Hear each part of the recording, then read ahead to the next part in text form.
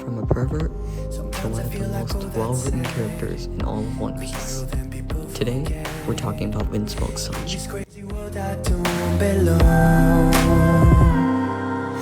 I see fire burning, but I close my eyes. I'd rather deny that everything is falling out of place.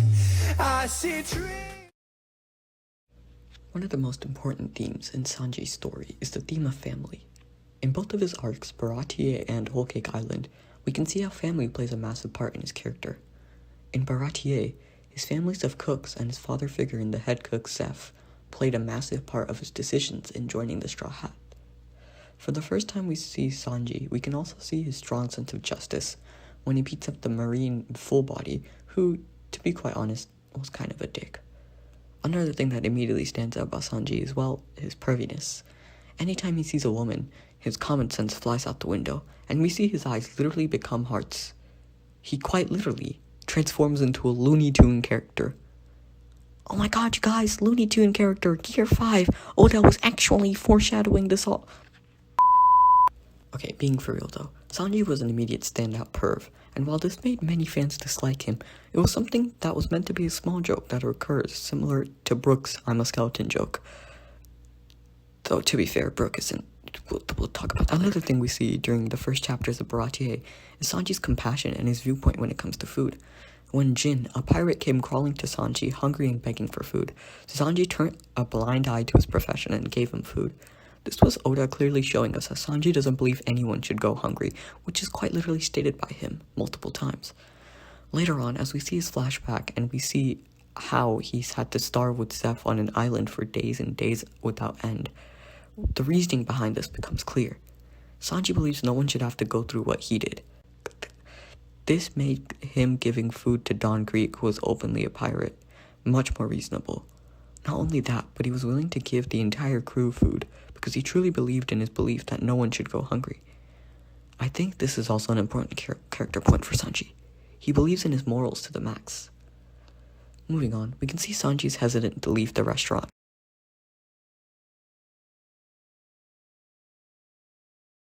But eventually does get sort of kicked out by an insane act of compassion and sacrifice from the Baratie cooks. The sacrifice shows how many people love Sanji, as they truly do want happiness for him. Moving on in the story, we can see how his relationship with Luffy grows. However, I don't think this is as important as Zoro's or Nami's relationship to Luffy. However, there is an underlying respect for and love for Luffy, which is shown on Thriller Bark, when he told Zoro to step down because he'd sacrifice himself. Side note though, even though Zoro and Sanji argue a lot, I do think their relationship is deep, as they do truly show up for each other as seen throughout the story. They do care about each other, even though they constantly bicker. I think it's more of a best friends bickering type thing. Regardless, his sacrifice and loyalty was something we didn't see much throughout the story, but this moment displayed it fully. And then, bam, time skip. Post-time skip, however, Sanji's character started to display a lot more perviness, rather than other things that we had seen from him before. It was one of his only character traits, or at least I felt like it was. This was displayed in times during Fishman Island, when he didn't want to leave, and he oftentimes put the crew at risk due to his perviness. But this all changes, however, in one of my personal favorite arcs, Whole Cake Island. This arc begins with Sanji leaving the crew and going back to his biological family in order to protect the crew.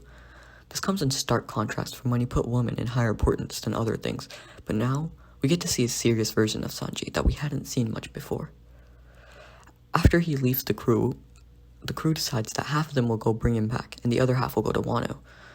Once we reach Whole Cake Island, we get to see more of Sanji's family, and this is when his traumatizing childhood is shown. He was abused by his father, who tried to force him to be an emotionless human in order to be the best possible weapon for the German army. The only people who supported him in his true passion, cooking, and were generally being a human, were his mother and sister. This could possibly be a reason for his extreme perviness, as in his eyes, women are the most amazing human beings ever. They came down like angels and saved him from a dark, cold place. Literally, because he was put in prison. But this was an opposite contrast to men. Men like his father and brothers who bullied him constantly and pretty much tortured him.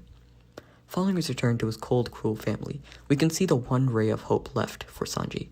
Even though he had to leave his friends, his true family in the Straw Hats behind, and go to a bleak future, He had one ray of hope in Pudding, his fiancée. He was finally going to get married to a woman, and he'd get to enjoy his life, something that he'd wanted for a very, very long time.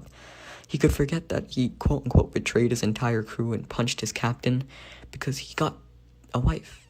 He was going to be happy with said wife. But this all crumbles as we eventually find out. And this is when the most heartbreaking Sanji scene, and honestly one of the most heartbreaking scenes in all of One Piece, takes place. We can see Pudding is only marrying him for her mother's wishes to annihilate the Germa kingdom and let Big Mom gain immense power through the Germa suits, almost probably enough for Big Mom to be able to conquer the entire Grand Line.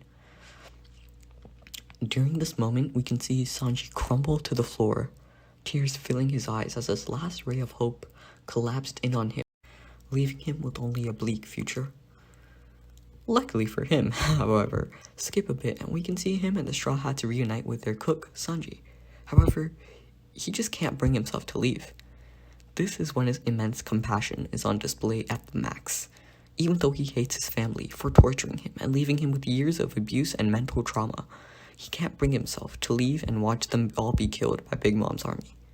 Thus, he goes to the wedding, and the rest is history. I do want to point out a certain point in the story.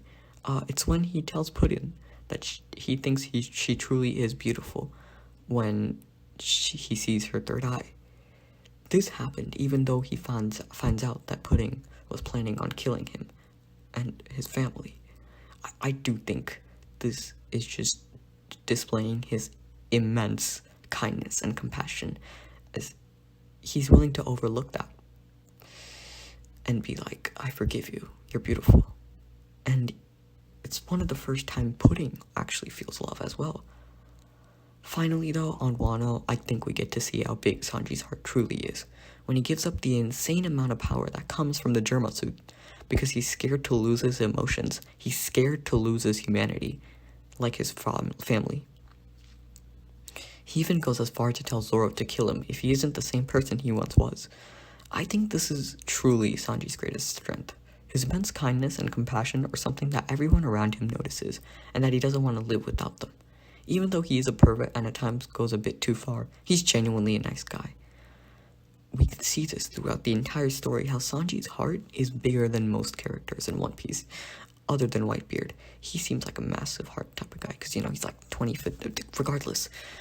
Overall, guys, I do think Sanji's an extremely well-written character, and I hope more people appreciate him as we continue the story, and we get to see him grow, and hopefully we get to see him finally reach his dream of seeing the all blue.